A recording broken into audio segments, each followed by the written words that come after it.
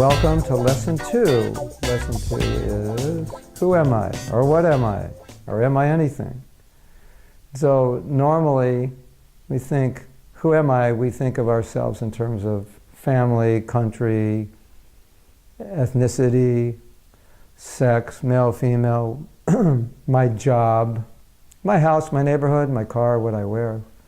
Who am I? I'm a guy who drives this car, wears this watch, wears this clothes, works at this company. So those are identities, but they're not who we are.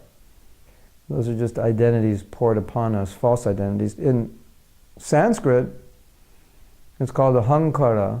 So we don't talk about ego, but we talk about false ego, because ego actually means identity. Although in English, when we say someone has a big ego, we mean he's proud or he's self-centered.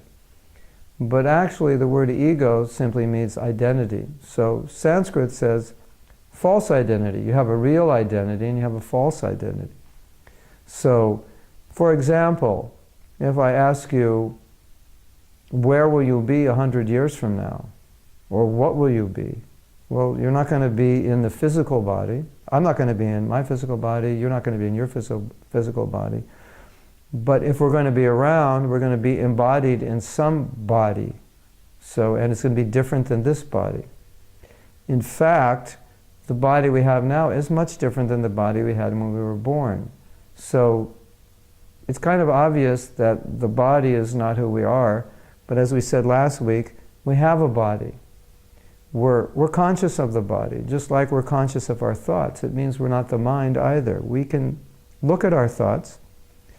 We can observe our thoughts. We can also observe our body. We're conscious of the pain in the body or the pleasure in the body, but we're distinct from the body. So who is that consciousness? Who's that person who's aware? That's who we are. We're awareness. We're consciousness. We're the observer.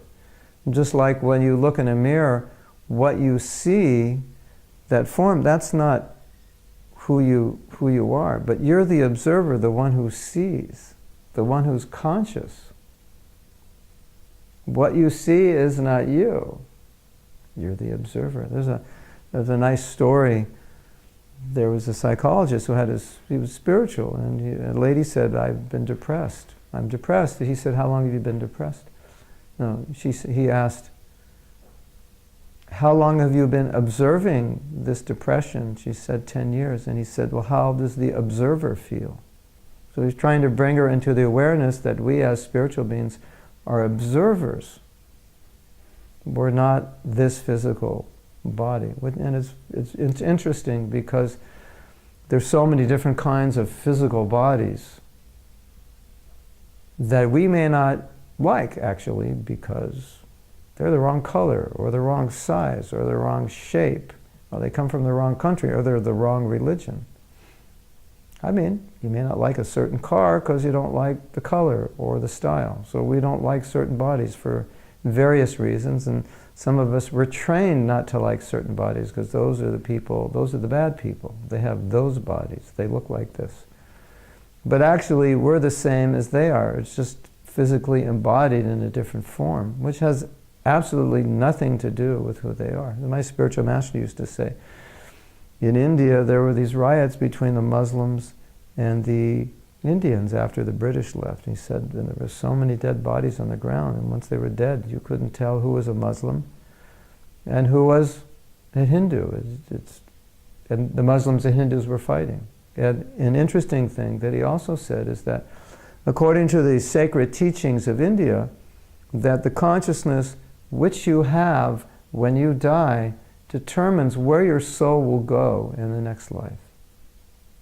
And so if you're thinking about India when you die, you'll be born in India. If you're thinking about Muslims when you die, I don't like them, you become a Muslim. I don't like Hindus, you become a Hindu.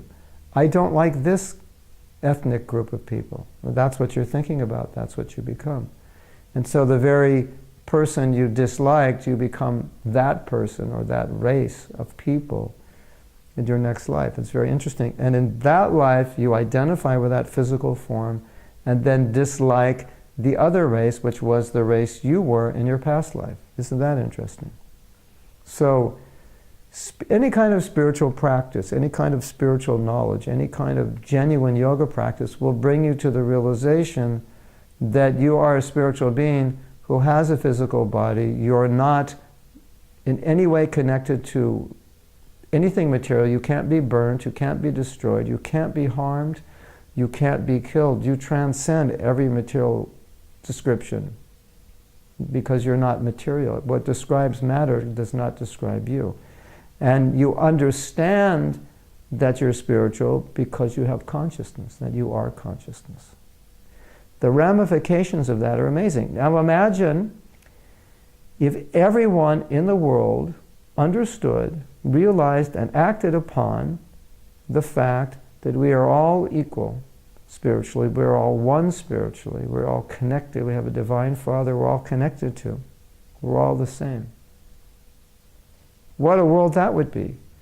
In the sacred text Bhagavad Gita, it said that when one comes to the spiritual platform, he or she does not see any difference between the different forms of life, not only human, but animals as well. You see, the soul also exists in the animal. And you say, but I didn't think, some of you might say, I didn't think animals had souls.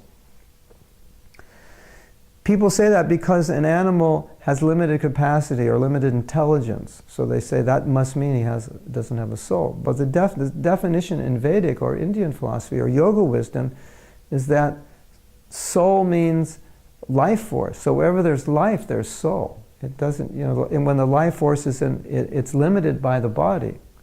So yes, a dog or a cat doesn't have the intellectual capacity of a human, but it doesn't mean they don't have a soul. It just means they're limited by the body. But wherever there is life, there's a soul. So it is said, therefore, a spiritualist, a self-realized soul, sees all forms of life equally because he sees the same soul. It's the same soul in a dog as a human. It's not a human soul or a dog soul. It's just a dog body, a human body, and a different variety of human bodies are there. Same soul. So so he sees this oneness. And imagine everybody saw that way. Often it's interesting because in the work that I do in teaching spiritual knowledge, sometimes people say, well, why don't you do welfare work, like feed people or clothe people, and so forth. And we do some of that. But I often say that, do you think there's actually a lack of food on this planet? There is no lack of food. There's a lack of distribution of food. There's hoarding. There's politics around food. There's economics around food. But there's not a lack. So my point is always, if you want to eliminate poverty, you want to eliminate suffering, you want to eliminate starvation, if you bring people to a spiritual platform, on that platform of higher consciousness, life changes. People share. People don't hoard. People live with compassion because that's the nature of the soul. They don't live with lust, they don't live with greed, they don't live with envy. Those aren't qualities of the soul. Those are qualities inherent within the conditioned nature of ourselves on this, what we call lower consciousness, but they're not inherent within the soul. So just by understanding, practicing, realizing our spiritual nature, life changes for us, life changes for the world. Just a thought for today.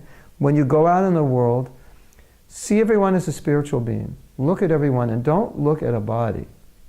I like that body, I don't like that body. Don't look that way. Don't see a dog, don't see a cat, don't see a pretty girl, an old man, a black man, white man, red man, yellow man. Don't see that. Just see a soul encaged in a body. And see how that makes you feel. See what realizations you get. See how your world changes. Okay, we'll see you next time. Thank you.